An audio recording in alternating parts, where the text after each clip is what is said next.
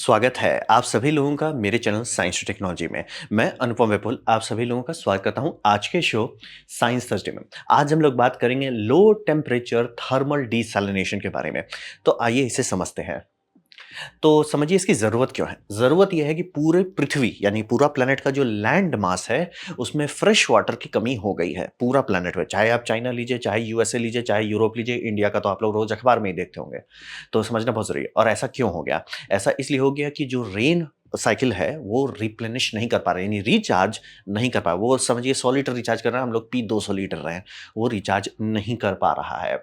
और जो रेन होता है, यहाँ पे एक समझना बहुत ज़रूरी है कि अगर नदी आपने सुखा दी है, ठीक है? नदी में आपने रिज़र्वायर बनाया, रिज़र्वायर बहुत बड़ा एरिया बना दिया, उसमें पानी और ये मतलब हवा और सनलाइट उसे बॉयल कर देता है, तो आप सोचोगे ना अच्छा पानी तो फिर बरसेगा, ज़रूरी नहीं है। ये मुझे समझ में नहीं आता लोग को क्यों नहीं समझ। धरती को अगर आप फैला के देखते हो, 70% ओशन है, यानी कि आप जब भी पानी ऊपर जा रहा है, वो डाइस रोल कर रहा है कि वो कहाँ बरसेगा। मेजॉरिटी टाइम में वो हमेशा समुद्र में बरसता है और जैसे-जैसे टेम्परेचर लैंड का बढ़ते जा रहा है और चांसेस है कि वो वहीं होगा।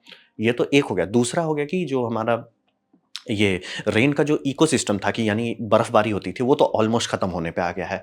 आप लोग जा सकते हैं मतलब कि जम्मू कश्मीर में जाइए, वहाँ पे जो माइलस्टोन्स हैं वो आप देखेंगे रिपीट होने लगेगा कि भैया ये जनवरी, जून जो ऐसे लिखते थे वो बार-बार पीछे जाता जा रहा है। ऐसा क्यों है? पहले बर्फ यहाँ तक आता था। 1990 में यहाँ तक आता था, यहाँ पे उन्होंने माइलस्टोन लिखा था। 2000 में यहाँ तक आया, फिर वहाँ माइलस्टोन लिखे। 2005 में वहाँ पे मैं गया था, तो 3 माइलस्टोन मैं देख चुका हूँ। अभी 4 या 5 बार माइलस्टोन रिपीट हो चुका है। अब तो शायद म माइलस्टोन बनाते भी नहीं है, लेकिन ऐसे रिपीट होने लगा। पूरा आइस शीट खत्म हो गया है। आइस शीट क्या होता था? बारिश होती थी, जो बर्फ बनता था और वहाँ धीरे-धीरे डिस्चार्ज होता था साल भर में। ये होना ही खत्म हो गया है और हर नदी आप मेजॉरिटी आराम से देख सकते हो गर्मी में खत्म हो जा रहा है, खत्म, दी एंड, ज़ीरो। तो पानी जेनुइनली खत्म हो गया। अब बारिश जो हो रही है वो रैंडम हो गया है। तो रैंडम का मतलब क्या है? कहीं पे भी हो सकता है। आपने सोचा ये जगह पे हम बारिश होगा इसको सँभाल लेंगे, ज़रूरी नहीं है, बारिश कहीं पे भी हो सकता है। तो उसका साइड इफ़ेक्ट होता है फ्लैश फ्लडिंग। हमारे पास 100 150 से ज़्यादा डैम बने हुए हैं, तब भी फ्लैश फ्लडिंग क्यों हो रहा है? बात वही है कि फ्लैश फ्लडिंग आपका जो डैम स्ट्रक्चर था वो नदी के हिसाब से बनाया हुआ था। नदी आपने सुखा दिया। अब बारिश कहीं पे भी होगी, वहाँ पे आपने पानी बचाने का सिस्टम नहीं लगाया था, स्वाहा। और ये रिचार्ज नहीं करता, ये इसका सबसे बड़ा साइड इफ़ेक्ट है।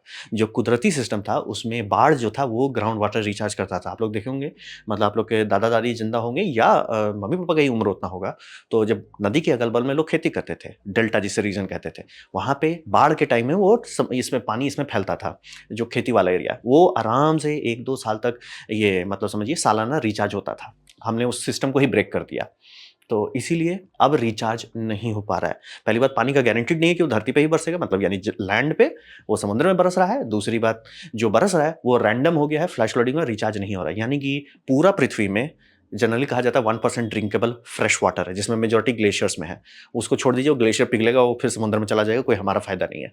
और जो एक्सेसिबल है लैंड में, जैसे कोई पोखर हो जाए, तालाब हो जाए, नदी हो जाए, वो सब में बारली 0.3% है और उसमें मेजॉरिटी अब धीरे-धीरे हम लोग कंटामिनेट कर दिए हैं।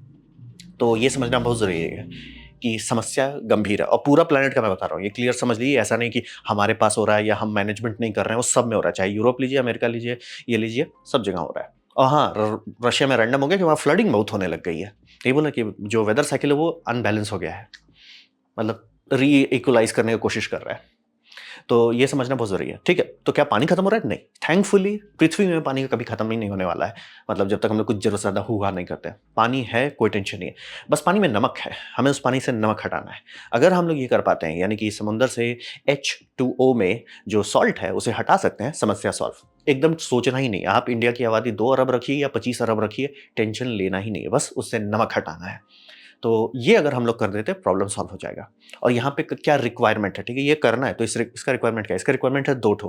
पहला वो चीप होना चाहिए और अबंडेंट होना चाहिए। चीप होने का मतलब होता है उसमें जो टेक्नोलॉजी आप लगा रहे हैं उसको करने के लिए, वो ऐसा नहीं होना चाहिए कि हाँ भैया 600 करोड़ का आप उधारी उठाओ तब जाके आप इसे ले सकोगे। वैसा नहीं होना चाहिए, चीप होना है। दूसरा अबंडेंट। अबंडेंट का मतलब होता है इतना हो कि हमारा काम चल सके। जैसे कि काफ़ी लोग को बीच-बीच में भूत काटता है रुक-रुक के कि हम हवा से पानी निकाल देंगे।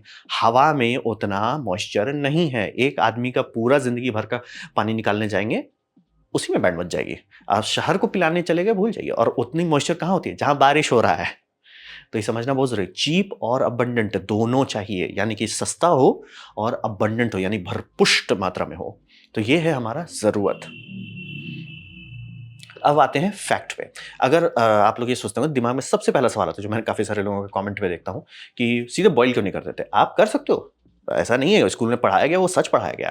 प्रॉब्लम बस ये है कि उसमें बिजली बहुत लगेगी एनर्जी के मामले में। तो अगर मतलब आप 100% कन्वर्ट कर रहे हो तो आपको आएगा 620 किलोवाट आवर यानी कि 620 यूनिट लगेगा, तब जाके आप 1 टन पानी निकाल पाएँगे। अब 1 टन पानी आपको समझने में दिक्कत हो रहा है तो आप बहुत खुशकिस्मत हैं कि पानी इकलौता चीज़ है जिसमें हर चीज़ सेम है। यानी कि 1 टन पानी कितना हुआ? 1000 लीटर। 1000 लीटर पानी कितना हुआ? 1 क्यूबिक मीटर।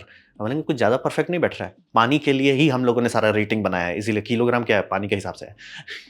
तो वो फ़ायदा है हमारे पास, मतलब पानी ही हमारा बेस यूनिट है, इसलिए पानी का हर चीज़ 1 टू 1 चलता है, रफ़ली। तो 1 टन अगर आपको कोई कह रहा है, समझ लीजिए 1 क्यूबिक मीटर।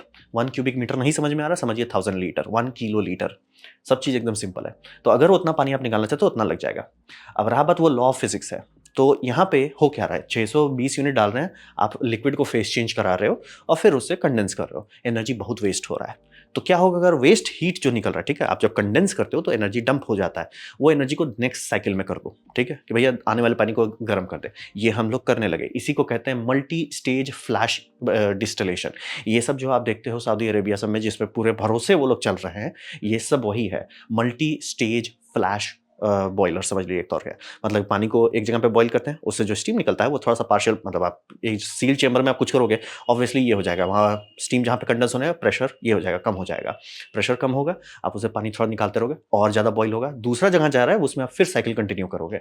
मतलब बेसिकली एक को ठंडा करने के लिए पानी को प्रीहीट करते जा रहा है। ऐसे 4 या 5 स्टेज तक किया जा सकता है और आप काफ़ी अच्छा एनर्जी एफिशिएंसी पहुँच सकते हो। तो जनरली माना जा रहा है रफली अभी के टाइम में 70 टू 100 किलोवाट आवर यानी कि 70 से 100 यूनिट बिजली आपको लगेगा पर टन पानी बनाने के लिए, यानी 1 क्यूबिक मीटर के लिए। तो इसीलिए ये सब वही लोग कर पाते हैं, आम आदमी नहीं कर सकता। और उनके पास थैंकफुली तेल का अपरंपार भंडार है, कुछ उसी तरह गैस का अपरंपार भंडार है, उनको टेंशन नहीं लेना है। लेकिन कोई और देश ये नहीं कर सकता, लुट जाएगा। कोई नहीं कर सकता ये। मतलब जब तक एनर्जी इतना फ्री का हो कि टेंशन नहीं लेना, या न्यूक्लियर हो, ठीक है?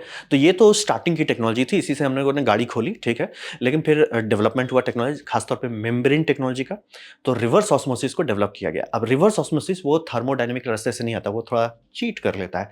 आप सोचिए पानी कैसे मतलब पत्ती में चला जा रहा है, वो ऑस्मोसिस का फ़ायदा उठा रहे हैं, तो हम लोग रिवर्स कर दिए। अब रिवर्स ऑस्मोसिस का फ़ायदा होता है कि एनर्जी वो बहुत कम खाता है। कितना कम खाता है? अब 2.8 से 4 किलोवाट आवर यानी 1 यूनिट मतलब ये 2.8 यूनिट से लेके 4 यूनिट तक में 1 टन निकाल सकता है। बोले भैया ये तो कई गुना ज़्यादा दाम कमा रहा है। हाँ, इसीलिए इज़राइल इसे कर पा रहा है, क्योंकि इज़राइल के पास उतना बिजली नहीं, उतना तेल नहीं है जितना ये सब के पास है। तो वो लोग ठीक है भैया हम रिवर्स ऑस्मोसिस से करते हैं। लेकिन हाँ, रिवर्स ऑस्मोसिस अबंडेंट दे देता है, लेकिन एक पेनल्टी देता है कि वो बहुत एक्सपेंसिव टेक्नोलॉजी है। मतलब पहले तो इतना भी एफिशिएंट नहीं होता था, क्योंकि जो हाई प्रेशर पंप बना के आप जो डालते थे पानी, वो वेस्ट हो जाता था। प्रेशर जो था वेस्ट होता था। अब जाके उसमें आया है प्रेशर रिकवरी सिस्टम। तो वो जो एनर्जी रिकवरी सिस्टम ही कहा जाता है कई जगह पे। तो वो हाई प्रेशर से इनकमिंग स्ट्रीम को दोबारा रिचार्ज कर देते हैं। जैसे मान लीजिए इनको 50 बार चाहिए, 50 बार आपने मेम्ब्रेन से भेजा, ब्राइन में ऑलमोस्ट 45 बार वापस बचा रहेगा। वो 45 बार्स को आप कोशिश करोगे इनलेट स्ट्रीम में डालने का, तो इनलेट स्ट्रीम आपको ऑलमोस्ट 40 बार्स तक का मिल जाएगा, मान लीजिए रफली। वो आप उसको दोबारा थोड़ा सा पंप डाल के सिर्फ 10 बार बढ़ा के आप उसे वापस कर सकते हैं। ऐसे करके हम लोग बहुत एनर्जी कंजम्पशन घटा लिए। तो ये अभी मार्केट में सबसे अच्छा माना जा रहा है, क्योंकि थर्मोडायनेमिकली रिवर्स ऑस्मोसिस बेस्ट है। आपका नेवल शिप में जनरली यही रहता है। मतलब पूरी दुनिया घूम फिर के इसी पे आ रही है, क्योंकि एनर्जी के मामले में सबसे कम खाता है। लेकिन हाँ, उसका एक पेनल्टी है। बिजली छोड़ दी, उसका पेनल्टी कि वो बहुत गंदा ब्राइन निकलता है। यानी इसका ब्राइन मैनेजेबल है, इसका ब्राइन बहुत खतरनाक होता है, यानी कि ऑलमोस्ट 2x होता है। यानी कि उसे अगर आप डाइल्यूट नहीं किए, जहाँ पे इसका ब्राइन को रिजेक्ट आप करेंगे, वो जगह स्टेरलाइज कर देगा। ये समुंदर स्टेरलाइज कर देता है, यानी कि जहाँ पे डाला जा रहा है, शुरू में हम लोग डाल देते थे बिना उसे ट्रीट किए हुए, वो पूरा जगह में मछली आना खत्म हो गया। फिर धीरे धीरे कोरल रीफ चेंज हो गया, मतलब पूरा इकोलॉजी वहाँ का खत्म, स्वाहा। मतलब इससे भी होता था, ये बहुत ज़्यादा कॉन्सर्ट है, ये उसका साइड इफेक्ट है। और महंगा भी टेक्नोलॉजी है, प्लस उसका ब्राइन भी बहुत खतरनाक है। ये दो जेन्युइनली खतरा है, इसीलिए हर कोई क्यों नहीं कर देता। पहली बात, मेजॉरिटी लोग इसे अफोर्ड नहीं कर सकते, और करने के बाद अगर आपकी मतलब आप जो जगह पे रह रहे हो वहाँ मछली वाले लोग हैं, यानी फिशरी हो रही है, वो सीधे आपको ऊपर भेज देंगे कि भैया, क्योंकि वो खत्म कर चुका है। हम लोग देख लिए कि भैया डाल रहे थे यहाँ पानी, वो पूरा जगह धीरे धीरे स्टरलाइज हो गया। बहुत मेहनत लगता है कि उसका ब्राइन को ऐसा सॉल्व कर सको, मतलब बेसिकली डाइल्यूट करना होगा। फ्रेश समुंदर वाटर लेके उसमें डालो, मतलब कि 1 लीटर ब्राइन के लिए करीब करीब 25 लीटर आप ये लो, सी वाटर लो, तब जाके उसको डाइल्यूट इतना करे, और तब भी होगा। तो वो थोड़ा सा पेनल्टी है। लेकिन हाँ, पानी दे देता है। अगर आपके पास बिजली है, ये पानी दे देता है। पैसा है, पानी दे देता है। मतलब आपका पानी का समस्या सॉल्व कर देगा। इसीलिए इजराइल में पानी के लिए लोग नहीं रोते हैं, वो पानी का समस्या सॉल्व कर देता है। ठीक है? और ये समझिए कि अभी भी ये जो यूनिट लग रहा है ये अभी भी जाता है। हम लोग बहुत पानी पीते हैं, बहुत पानी नहाने में लगाते हैं। समुद्र खारा पानी से आप नहा नहीं पाओगे अच्छे से। तो ये समझिए मतलब टोटल वाटर नीड जो है, जो पूरा सिविलाइजेशन है वो बहुत ज़्यादा है। उसमें ये यूनिट भी आप सोचोगे ना कि अरे हम लोग 620 से स्टार्ट किए, उसे 100 तक उतार दिए बल्ले-बल्ले, अब उसे 4 तक उतार दिए यार। बहुत नया प्लांट जो बनाया हुआ है, जो इज़राइल का सबसे लेटेस्ट वाला है, वो 2.8 तक जाता है। बाकी सारे प्लांट 3 में ही बोल जा रहे हैं। बहुत लेटेस्ट है, बहुत एफिशिएंट है। और सोचिए वो हज़ारों क्यूबिक मीटर पर दिन बनाता है, तो बहुत बड़ा अंतर आता है। तो वो अभी भी बहुत है। अभी भी वो ऐसा नहीं कि अच्छा पूरा मतलब दिल्ली को हम पानी पिला देते हैं, अभी भी वो उतना कम नहीं है, ठीक है? और प्लस ब्राइन का जो आउटपुट है वो तो ब्रूटल डैमेज करता है। और तो ये जो ये हम लोग बात कर रहे हैं ये लो टेम्परेचर थर्मल डिस्टिलेशन, इसका पेनल्टी कितना है? इसका पेनल्टी ब्राइन में 1.x है, 1.1x यानी ऑलमोस्ट नेग्लिजिबल है। मतलब इसको मरीन बायोलॉजी थोड़ा हैंडल कर लेगा। वहीं पे आप मल्टी स्टेज फ्लैशिंग के बारे में बात करते हैं, यानी जो आप ओपेक नेशंस कर रहे हैं, वो 1.5x तक चला जाता है। थोड़ा कड़वा है। रिवर्स ऑस्मोसिस 2x चला जाता है। मतलब रिवर्स ऑस्मोसिस बहुत ज़्यादा कड़वा है। मतलब वो आपका पैसा भी बहुत खाएगा और बायोस्फीयर को उड़ा डालेगा। और इसमें बहुत जगह पे मतलब केमिकल्स डालने पड़ते हैं ताकि वो फाउलिंग-वूलिंग का समस्या ना हो। तो हम लोग को कुछ ऐसा चाहिए जो कॉस्ट इफेक्टिव रहे। तो वही समझिए। नहीं तो अगर कॉस्ट इफेक्टिव आप नहीं बना तो फेल हो जाएगा। कैलिफोर्निया 2-3 बार प्रोजेक्ट बना के बंद किया है, क्योंकि बार-बार वही समझ रहे हैं आप, कोई भी चीज़ बना देने से काम नहीं चलता है। उसका दाम, उसका आउटपुट जो है कॉस्ट इफेक्टिव है कि नहीं। कॉन्कॉर्ड बनाने का हम लोग बना लिया, उसको बंद करना पड़ा। क्यों? प्रॉफिटेबल नहीं था। तो सेम पानी में भी आता है। पानी कितने में लगा? अब मान लीजिए 2-3 साल सूखा पड़ा था, आपने पानी का दाम बढ़ गया, आपने बेच लिए बल्ले-बल्ले। जहाँ 2-3 बार अनटाइम्ड बारिश होने लगा, काम खत्म। तो इसीलिए फैक्ट है, ये सारी चीज़ को आपको समझना पड़ेगा। तो अब बात करते हैं एलटीटीडी। एलटीटीडी का आइडिया है कि पानी जो है बॉईल हो जाता है अगर उसे आप लो प्रेशर में रखते हैं, कम टेम्परेचर पे। यानी कि हम 20 डिग्री सेल्सियस वाटर दे रहे हैं, ठीक है, नॉर्मल एवरेज। समुद्र का जो ऊपर से आपने एक गिलास लिया उसे हमको उबालना है, लेकिन उसमें जितना टेम्परेचर उसी में उबालना है। तो कैसे आप करोगे? आप उसे वैक्यूम में डाल दोगे, उबल जाएगा। तो यही ट्रिक निकालते हैं, कितना वैक्यूम। मैं पीएसआई में बात कर रहा हूँ, मिली बार्स में बोला जाता है, नंबर बहुत अजीब लगता है, तो इसीलिए 0.3 पीएसआई से थोड़ा नीचे में। तो काफ़ी लो पीएसआई में आप ले जाओ, ऑलमोस्ट प्योर वैक्यूम, वो बॉयल हो जाएगा। ठीक है, बहुत बढ़िया बात है। और रहा बात कि कितना, जो भी चीज़ आप बॉइलिंग कर रहे हो, हॉट एंड कोल्ड रिजर्वायर होता है, और मतलब कि जहाँ से गर्मी निकल रही है और जहाँ गर्मी जा रही है। तो अगर आपको ये 2 रिजर्वायर है, कितना डेल्टा चाहिए? इस टेक्नोलॉजी में यानी एलटीटीडी में आपको सिर्फ 8 डिग्री का अंतर चाहिए। यानी कि जो मैं पानी आपको दे रहा हूँ उबालने के लिए और जिस पानी से आप उसे ठंडा करोगे, दोनों का गैप अगर 8 डिग्री है, ये काम करने लगेगा। ये बहुत ही, इसीलिए इसके नाम में ही है लो टेम्परेचर। एलटी का मतलब वही है, लो टेम्परेचर डेल्टा। जैसे कि अगर आप बाकी सारे थर्मल फ्लैशिंग में बात करेंगे, थर्मल फ्लैशिंग में होता है 70 डिग्री तक वो पानी गर्म करते हैं, और बहुत ज़्यादा गर्म क्यों नहीं करते? बात दिक्कत ये है कि वो स्केलिंग करने लगे। मतलब जैसे आप लोग देखते हो ना, आपका इलेक्ट्रिक वाटर हीटर जो रहता है उसमें वो बन जाता है, स्केल का परत बन जाता है। आप समुद्र का पानी पे वो कीजिए तो उड़ा देगा आपका सारा हीट एक्सचेंजर को। तो वो दिक्कत रहता है, इसीलिए टेम्परेचर बहुत ज़्यादा नहीं बढ़ा सकते। और फिर आउटडोर टेम्परेचर कितना है? जो कूल रिजर्वायर है वो आपका आराम से 45 डिग्री सेल्सियस होगा, तो वो थोड़ा लिमिट कर देता है। ये उसमें भी काम कर सकता है। भैया 70 तो आपको जान बहुत ज़्यादा आप चले गए। हमको 8 से 10 डिग्री आप ऊपर दो कोल्ड रिजर्वायर से, हम काम कर देंगे। या कोल्ड को नीचे उतार दो। अगर या तो आप हॉट को हॉट कर दो या कोल्ड को कोल्ड कर दो, हम काम कर लेंगे। और उसको 8 डिग्री से ऊपर में आपको ये काम कर लेगा। 15 डिग्री तक में कोई टेंशन नहीं, ठीक है? ये फिजिक्स लेवल पे है। और वही समझिए, तो ये टेम्परेचर डिफरेंस कहाँ से आएगा? इसके पास आपका 2 ऑप्शन है। पहला, या कहीं का वेस्ट हीट उठा लीजिए, कोई सर्वर है, कोई पावर प्लांट है, डिस्ट्रिक्ट कूलिंग सिस्टम, वो सबका वेस्ट हीट उठाइए, या समुद्र से ही उठा लीजिए। बोले समुद्र में हम गर्म पानी और ठंडा पानी एक साथ कैसे उठाएंगे? समुद्र में होता है जिसे हम लोग कहते हैं थर्मोक्लाइन। थर्मोक्लाइन का मतलब होता है कि अगर समुद्र में आप पानी डालते हैं, पाइप लेते हैं ऊपर में और उससे पानी निकालते हैं, वो आपको जनरली 24 डिग्री सेल्सियस मिलेगा। ट्रॉपिकल रीजन में टेम्परेचर बहुत ज़्यादा अंतर नहीं आएगा। ट्रॉपिकल रीजन में आप वही मानिए 24 डिग्री टू 35, थोड़ा ऊपर तक रहेगा इंडिया में, तो 24 डिग्री से में। अब क्या होगा अगर पाइप आप नीचे ले जाओ, तो धड़धड़ा के जहाँ पे आप 500 मीटर नीचे आएंगे, आपका टेम्परेचर ऑलमोस्ट 8 डिग्री तक उतर जाएगा। अगर 1 किलोमीटर तक आप ये कर दिए, नीचे आने लगे, आप ये 6 डिग्री तक आ जाएंगे। अगर आप अराउंड 2 किलोमीटर छू दिए, 4 डिग्री सेल्सियस आ जाएगा। और ये चेंज नहीं होता है। गर्मी ठंडा में ये जरूर होता है कि नीचे का टेम्परेचर थोड़ा सा ऊपर आता है, लेकिन ऊपर वाला और ऊपर भाग जाता है। तो गैप जो है दोनों का डेल्टा, इसलिए बोल रहा है 8 डिग्री प्लस, ये नहीं कि बॉइलिंग टेम्परेचर है, 8 डिग्री डेल्टा, यानी हॉट और कोल्ड के बीच का जो डेल्टा है, यहाँ पे आप देख सकते हैं वो डेल्टा है। 500 मीटर में ही आपको उतना डेल्टा मिल जाएगा। यानी कि समुद्र का सरफेस से पानी निकालिए और थोड़ा नीचे जाइए, मतलब 500 मीटर 600 मीटर नीचे जाइए, वहां से पानी निकालिए, दोनों का बीच का जो डेल्टा है उसी से आपका काम हो जाएगा। ठीक है, आपको पानी निकाल देगा। और जो ब्राइन है, चूंकि आप देख रहे हो कि टेम्परेचर डेल्टा कम है, तो बहुत ज्यादा ये पानी नहीं इवेपोरेट कर पाता। यानी इनफ्लो से कितना पानी निकाल रहे हो आप? आया पानी, पानी में नमक था, पानी में से आपने पानी कम कर दिया। कितना पानी कम किया? बहुत कम। बहुत ज़्यादा कम। तो जो ब्राइन निकला यानी जो रिटर्न हो रहा है, रिटर्न में कितना कॉन्सेंट्रेशन बढ़ गया नमक का? ना के बराबर। मतलब वो डायरेक्ट डिस्चार्ज कीजिए, समुद्र को कोई फ़र्क नहीं पड़ेगा। इसलिए समुद्र को लगेगा यार थोड़ा गर्मी है ज़्यादा है, उससे तो कोई फ़र्क नहीं पड़ेगा। तो ब्राइन जो है नेग्लिजिबल है, यानी कि अब ब्राइन पे खर्चा आपको बहुत कम करना पड़ेगा और ये ट्रॉपिकल में बहुत बढ़िया काम करता है, क्योंकि अगर आप ये अंटार्कटिका उर्टिका बस करेंगे, उनका सरफेस लेवल भी बहुत ठंडा रहता है। हमारे लिए ये बम है, इंडिया के लिए। अब हमारा ऊपर आराम से 25 से वो 35 चला जाता है और नीचे वाला अभी भी उतना ही रहता है। तो हमारे लिए बहुत बढ़िया। तो इसका स्कीमेटिक्स क्या है? स्कीमेटिक्स बहुत सिंपल है। आप एक जगह से वार्म वाटर उठा रहे हैं, यानी कि सरफेस लेवल पे, यानी मतलब सरफेस ऐसा नहीं कि पानी का ऐसे पाइप खुला रखोगे, सरफेस मतलब 10 मीटर नीचे या 20 मीटर नीचे, वो हो गया आपका वार्म वाटर इनपुट, ठीक है।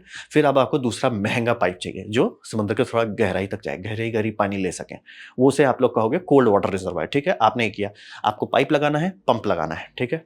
अब जाके इसे करना क्या है, इसके लिए मैंने बताया वैक्यूम में करना है। तो आप इसे एक चेंबर में डालोगे, चेंबर में आप इसे वैक्यूम पुल करोगे, ठीक है। आप वैक्यूम पुल कर रहे हो वैक्यूम पंप से। अब वैक्यूम पंप जो है 24/7 चलेगा, बोले तो ऐसा क्यों चलाना पड़ रहा है उसको? क्योंकि जैसे ही आप हाई प्रेशर में जो वार्म वाटर हाई प्रेशर में आप फीड करेंगे, वो ये इवेपोरेट करेगा बल्ले बल्ले, वो जाएगा कंडेंसर में। कंडेंसर में गर्मी डंप करना है, कोल्ड रिजर्वायर होना चाहिए, नहीं तो काम नहीं करेगा। कोल्ड रिजर्वायर आपका कोल्ड वाटर आ रहा है, जो आप गहराई से पानी उठा रहे हैं, ठीक है, वो कोल्ड कर दे रहा है।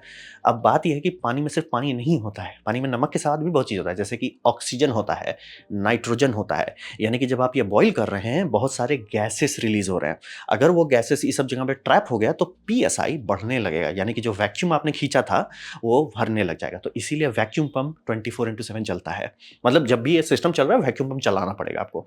तो पहले एक रफिंग वैक्यूम पंप चलता है, जो पहले पीएसआई को समझ लीजिए 15 पीएसआई से लेके 1 पीएसआई तक करने लगता है। फिर उसमें वाटर बॉईल होना शुरू हो जाता है, वो धीरे-धीरे गैस और उस सबको हटाता है और तब जाके आपका ये पूरा सिस्टम जो है कंटीन्यूअसली चल पाता है। और फिर जो आपका कंडेंसर में आपको फ्रेश वाटर मिल रहा है। और जो आपका ये समझ लीजिए वो डिस्चार्ज पंप से जो निकला, मतलब कि जो आपने स्लंप में किया, वो उसका पूरा पानी इवेपोरेट नहीं हुआ। आपने 100 लीटर डाला, दूसरे साइड ऑलमोस्ट 99 लीटर निकल जाएगा। और ये सारे लीटर्स में नहीं होते, किलो लीटर्स में होते हैं। तो आप वही समझिए कि आपने 100 किलो लीटर डाला, 99 किलो लीटर बाहर निकल गया। तो वो 1 लीटर जो था, वो आपका कंडेंसर उसको ठंडा कर देगा। कंडेंसर का पानी जो है वो आपको नीचे से लाना है कूलिंग के लिए। और ये सारा सिस्टम एकदम सिंपल है, बस इसमें ट्रिक है कि वैक्यूम पंप थोड़ा-सा मेहनत करना। अब बोलेंगे वैक्यूम पंप वाटर वेपर से ओवरलोड नहीं हो जाएगा? होगा, उसी के लिए यहाँ पे डीमिस्टर लगाया जाता है, ताकि वाटर वेपर धड़ाधड़ा के उसे ओवरलोड ना करे। और थोड़ा-सा होगा ही। तो खास तरह का वाटर पंप रहता है, जो मतलब वैक्यूम भी खींचेगा और पानी अगर उसमें जाएगा वो खराब नहीं होगा, पानी वो वापस बाउंस कर देगा। लेकिन आपको पंप चलाते रहना है। मतलब बेसिकली इस पूरे सिस्टम में थर्मल एनर्जी आप यहाँ से निकाल रहे हो, और आपको मेन जो इलेक्ट्रिकल खर्चा आएगा वो वैक्यूम पंप का, वार्म पंप का, कोल्ड पंप का, और बाकी सारा जो मतलब बेसिकली ऑक्सिलरी लोड पे आप चल रहे हो, गर्मी के लिए आप पैसा नहीं दे रहे हो, आप दे ही नहीं रहे हो। आपका पूरा पैसा जा रहा है सिर्फ पंप पे।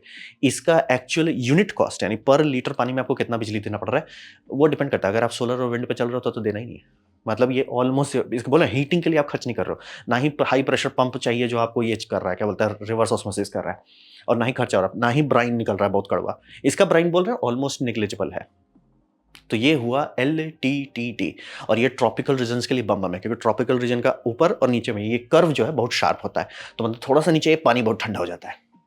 मतलब अगर कुछ ज़्यादा आप एक्साइटेड है तो 1500 मीटर पे आइए, आप ऑलमोस्ट अराउंड 5 डिग्री सेल्सियस पहुंच जाएंगे। थोड़ा ज़्यादा ही बह जा रहे हैं तो पहुंच जाइए नीचे, थोड़ा आपका अराउंड 3 किलोमीटर छूते छूते आप 4 डिग्री सेल्सियस पे आ जाएंगे। और आपका ऊपर वाला 24 डिग्री सेल्सियस है, 20 डिग्री का डेल्टा है। 8 से 15 में ये बम काम करता है, 20 का डेल्टा देंगे खूब पानी निकलेगा।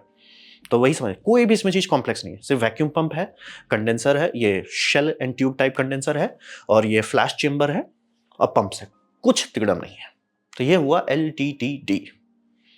अब बात करते हैं भारत के बारे में, इंडिया के बारे में। तो इंडिया में ये वर्ल्ड फर्स्ट है, मतलब अभी तक किसी और ने इसको क्रैक नहीं किया, हम ही लोग इस पे दादाजी हैं। और अभी जिस टाइम मैं ये वीडियो बना रहा हूँ, खोज के मैं थक गया, मैं गलत हो सकता हूँ, लेकिन चांसेस बहुत कम है कि किसी और देश ने किया है, नहीं तो छाती पीटते हैं, कोई रुकता नहीं। और इंडिया के पास बहुत सारे हैं, एक नहीं बहुत सारे हैं। आप लोग देख रहे हो लक्षद्वीप में टूरिज्म चल रहा है, कैसे चल रहा है महाराज, पानी कहाँ से आ रहा है? इसी के भरोसे आ रहा है। लिटरली इंडिया में 2005 से बनाया गया था, और ये गाड़ी खोले थे हम लोग 100 क्यूबिक मीटर पर दिन पानी बनाने से। फिर बड़ा बड़ा थोड़ा सा बड़ा पहुंच गया जहां पे आपका 1000 क्यूबिक मीटर पर डे आ गया। पावर प्लांट बेस्ड में 150 क्यूबिक मीटर चल गया। एक तो लोग सोलर पे भी ट्राई कर रहे हैं, वो 35 क्यूबिक मीटर पे चल रहा है। मतलब खूब सारे हैं इंडिया में। और लक्षद्वीप में 3 आइलैंड, मतलब लक्षद्वीप आइलैंड का गुट है ना, तो उसमें 3 आइलैंड में ये सब प्लांट लगाए गए हैं। अब चूँकि ये ऑब्वियसली इंडिया में होता है, इसका कोई फ़ोटो नहीं मिल रहा है। एक बंदे ने वीडियो बनाया 2 साल पहले, जिसको मैंने नीचे शेयर कर दिया है, और वो भी 3 प्लांट में से 1 प्लांट का उसने दिखाया है। अच्छा है, आप देख सकते हो काफ़ी चीज़ है। और इस बात से मैं थोड़ा खुश हूँ कि ये जो मतलब नेशनल ये इंस्टीट्यूट ऑफ ओशन टेक्नोलॉजी जो इंडिया का इसका ज़िम्मेवारी लिया हुआ है, उसने बहुत अच्छा वीडियो बनाया। मतलब बहुत पुराना है, बहुत लो रेज़ोल्यूशन है, मतलब 7 साल पुराना है, लेकिन पूरा डिटेल में पाइप कौन-सा यूज़ हो रहा है, कितना पंप का प्रेशर है, पंप का फ्लो कितना है, 150 किलोग्राम पर सेकंड, मतलब एक-एक डिटेल है। मतलब ऑलमोस्ट पूरा प्लांट बना से वो सिर्फ़ ये वैक्यूम वाला नहीं बताए थे उसमें, कि वैक्यूम वो कैसे पुल कर रहा है। मेरा तो कन्फ्यूज़न हो गया, भैया वैक्यूम चला कैसे रहे हो अगर आपका स्टीम निकल रहा है वहाँ से तो? तो वो है डिमिस्टर, और वो वाटर रिसाइक्लिंग करते रहे। तो लक्षद्वीप आइलैंड में 3 जगह पे ऑलरेडी डाली, उसी के भरोसे लक्षद्वीप चल रहा है। ये तीनों चल रहे हैं प्लांट। प्लांट में बिजली का कंजम्पशन बहुत कम है, क्यों बोल रहा हूँ, सिर्फ पंप्स के लिए है, ज़्यादा नहीं करना। और जैसे-जैसे सोलर और या विंड लगा दो, या कुछ-कुछ जगह पे कोशिश हो रहा है कि वहाँ पे कोई विंड एसेट ही डाल दो, जैसे वेव पावर डाल दो, बुई पावर डाल दो, वो सब डालने के बाद टेंशन ही नहीं, मतलब समुद्र के भरोसे समुद्र से पानी निकाल रहे हैं, आपको टेंशन नहीं लेना है। और ब्राइन जो निकल रहा है वो वहाँ का एक्वाटिक लाइफ को डैमेज नहीं कर रहा है, बोले थोड़ा सा पानी इवेपोरेट हो रहा है, उनको बस वो एक्वाटिक लाइफ के नजरिए से लगता है गर्मी थोड़ा बढ़ गया है, कोई खास फर्क नहीं पड़ता है।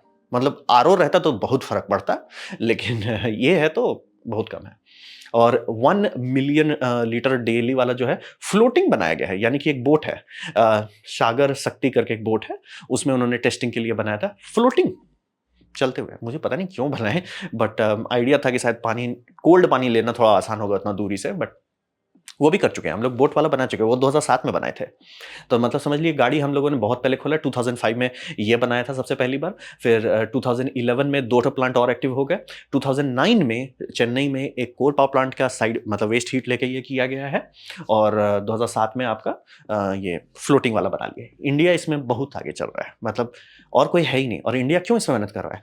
बात वही है कि रिवर्स ऑस्मोसिस सुनने में सबको अच्छा लगता है, उसका दाम देखिएगा, और प्लस उसका ब्राइन वेस्ट। इंडिया में मैं मछली नहीं खाता हूँ, लेकिन इसका ये मतलब नहीं कि कोई मछली नहीं खाते हैं, बहुत लोग खाते हैं। अब पूरा फिशरी को आप उड़ा दीजिएगा, उसका पेनल्टी पड़ेगा।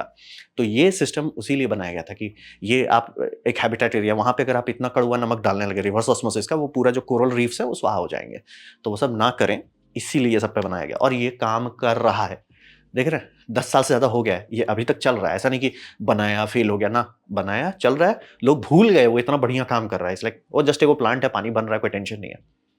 हो रहा है sir, take it and go, हो गया, टेक इट एंड गो। तो ये इंडिया का बात कर रहे हैं, दादाजी हैं इसमें इंडिया। अब बात करते हैं इसमें भविष्य में क्या कर सकते हैं। तो ये समझिए एक्चुअली हमारा फ्रेश वाटर का समस्या सॉल्व कर सकता है। अब बोल रहे हैं हम लोग करके देख चुके हैं, एक होता ना करेंगे may be if it small scale, भैया लाख लीटर पर दिन है, बना हुआ है, टेक इट एंड गो, जाके देख लो, टेक इट एंड गो है वो। तो और उसमें जितना भी चीज़ है, मतलब फ्लैश बॉयलर क्या है, एक चेंबर है सर। इंडिया में इतनी टेक्नोलॉजी है कि हम लोग एक चेंबर बना सकते हैं जो थोड़ा मजबूत हो, थोड़ा क्योंकि 15 पीएसआई का लोड उस पर लगेगा, बर्दाश्त कर सके। वैक्यूम पंप, वो वैक्यूम पंप वाले से ही मेरे को ये स्कीमेटिक्स मिला है, उन कंपनी उसको एक्चुअली शेयर की है। डॉक्यूमेंटेशन के मामले में माय गॉड डॉक्यूमेंटेशन नहीं आता इंडिया में। इंडिया में 3D printed air traffic control बनाया गया, बल्ले बल्ले। सर फोटो खोजते रहो, कम्युनिकेशन खोजते रहो, सब चीज बम बम करते हैं, बस डॉक्यूमेंटेशन जीरो। तो थैंकफुली ये मतलब बहुत अच्छा से लॉन्ग टर्म के लिए पानी का समस्या से, और ये नहीं है कि भैया वो पूरा समुद्र वाले लोगों का मछुआरों का बैंड बजा दे, वो भी नहीं होगा, और इकोसिस्टम वहाँ जो वो भी डैमेज बहुत कम होगा। मिनिमल हार्म टू मारीन बायोस्फीयर है, और टेक्नोलॉजी कॉम्प्लेक्स नहीं है, और पेटेंट भी नहीं है। जैसे कि मैं अभी एक मतलब समझिए वेंचर कैपिटलिस्ट के कॉन्टेक्ट में हूँ, वो लोग इन्वेस्ट कर रहे हैं इंडिया में आईआईटी बॉम्बे के साथ कि मेम्ब्रेन टेक्नोलॉजी इंडिया में बनाया जाए, क्योंकि बोले मेम्ब्रेन बहुत महंगा है, इसीलिए इजराइल कर पा रहे हैं, बहुत खर्चा होता है मेम्ब्रेन बनाने के लिए, और मेम्ब्रेन खपत भी होता है। ऐसा नहीं है कि आपने एक बार प्लांट बना दिया चलता रहेगा, वो उसका एक्सपायरी डेट है जनरली 5 साल या 10 साल, जो भी है आपको बदलना पड़ेगा, फिर से मिलियंस ऑफ डॉलर्स जाएगा। यहाँ पे कुछ नहीं है सर, जंग लगा तो भले ही बदलो, उससे तो कुछ नहीं है, कुछ नहीं है। अब बाय द वे पाइप जो बनाया गया वो पॉलीथीन, ये प्लास्टिक पाइप्स है, जंग उसमें नहीं लगेगा। तो एकदम। और इसका दूसरा जो सबसे इंटरेस्टिंग है कि हमारे लिए सिंक बना देता है वेस्ट हीट के लिए। हमारे पूरी दुनिया का वेस्ट हीट का हम लोग करें क्या पता नहीं है, वेस्ट हीट से बिजली नहीं निकाल सकते क्योंकि उसमें इतना डेल्टा नहीं है, लेकिन ये कम डेल्टा में यूजफुल चीज देता है। जैसे कि कोल पावर प्लांट है, बम बम गर्मी निकल रहा है, आप उसे ठंडा करने के लिए पानी बर्बाद कर रहे हो। सर क्या होगा अगर कोयला पावर प्लांट जो आपका पानी गटक रहा है वो पानी बनाने लगे, वेस्ट हीट तो है उसके पास, लो टेम्परेचर डेल्टा में हो ही जा रहा है, आराम से कर दो। और यहाँ पे लो टेम्परेचर डेल्टा समझना बहुत जरूरी है। उसको आप दो तरफ कर सकते हो, या तो बहुत गहराई से पानी निकालो, या जो पानी आ रहा है सरफेस वाटर ही आप मान लो, जैसे सरफेस वाटर आपका 35 डिग्री सेल्सियस है, आप उल्टा भी कर सकते हो कि 35 डिग्री सेल्सियस का पानी मैंने लिया, वही मेरा कोल्ड है, लेकिन उसमें अब आप कोल पावर प्लांट का वेस्ट हीट डाल दे रहे हो, वो 45 हो जा रहा है या 55 डिग्री। अभी भी आपको बहुत ज़्यादा नहीं डालना पड़ेगा, सिर्फ 20 डिग्री का डेल्टा पे तो उड़ने लग जाएगा वो, आराम से आपका कर लीजिए वेस्ट हीट डाल के। तो इसीलिए चेन्नई के जो कोल पावर प्लांट में किया गया था, वो आइडिया यही था कि जब हम लोग वाटर बॉईल करके पानी खत्म कर रहे हैं, उसकी जगह पे पानी बनाने क्यों नहीं रहे हैं, समुद्र के बगल में है। तो वही ये बनाया गया, उस पे काम चल रहा है। बहुत सारा मतलब हमारे पास फील्ड है जिसको अगर आप बोलते हो कि सर यहाँ पे हम आपका गर्मी डंप कर लेंगे, वो सीधे चुपचाप से पैसा लो करो, क्योंकि एसी क्या है, एसी कर क्या रहा है, वो गर्मी खींच रहा है, दूसरी जगह डंप कर रहा है। वो कहाँ डंप कर रहा है? हवा में डंप कर रहा है। हवा गर्मी उतना लेता नहीं है, क्योंकि वो ऑब्वियसली हवा है, गैस है, लिक्विड नहीं है। पानी बहुत गर्मी लेता है। पानी आप 35 डिग्री सेल्सियस से 36 डिग्री सेल्सियस करने में बहुत एनर्जी लगेगा। वहीं हवा 35 डिग्री सेल्सियस से मतलब 36 डिग्री सेल्सियस ऑलमोस्ट कुछ हवा नहीं जाएगा। तो इसीलिए समझिए अब दुबई सबको भी समझ आ गया है कि ये छोटे-छोटे यूनिट लगा के बिल्डिंग में सबकी बैंड बजेगी। तो वो लोग डिस्ट्रिक्ट कूलिंग में आ गए। डिस्ट्रिक्ट कूलिंग में भी दिक्कत है ना, क्योंकि एंड में तो वो हवा में डाल रहा है। अब वही डिस्ट्रिक्ट कूलिंग में जो आप हीट कलेक्ट कर रहे हो, जो कई मेगावाट में है, उसे समुद्र में डालो। ये लो टेम्परेचर डिसैलिनेशन करो, फ्रेश वाटर लाओ। ये सबका एफिशिएंसी भी बढ़ जाएगा, क्योंकि बोल रहे हैं कंप्रेसर के लिए 24 डिग्री के मीडियम में मैं गर्मी डाल रहा हूँ, बम बम सर, लोड लेना ही नहीं है। 35 डिग्री तो सर हवा का टेम्परेचर 45 है, मैं तो छुट्टी पे हूँ। ये सब कंप्रेसर के लिए हो जाएगा, छुट्टी में है हम सर। तो ये परफेक्ट हीट सिंक देता है। अभी जैसे सबको है कि भैया डेटा सेंटर है, बहुत बिजली खा रहा है, बहुत वेस्ट हीट निकल रहा है, बिजली भी बहुत लग रहा है। सर क्या होगा अगर आप डेटा सेंटर बनाते हो और उससे फ्रेश वाटर ऐड होने लगता है? टड्डा! तो ये बहुत स्मार्ट यूज है हमारे करंट दुनिया का। कोई फ्यूचर टेक्नोलॉजी नहीं, कोई भी ये नहीं। अब बोल रहे इंडिया दादाजी है इसमें, बहुत सारे प्लांट हैं।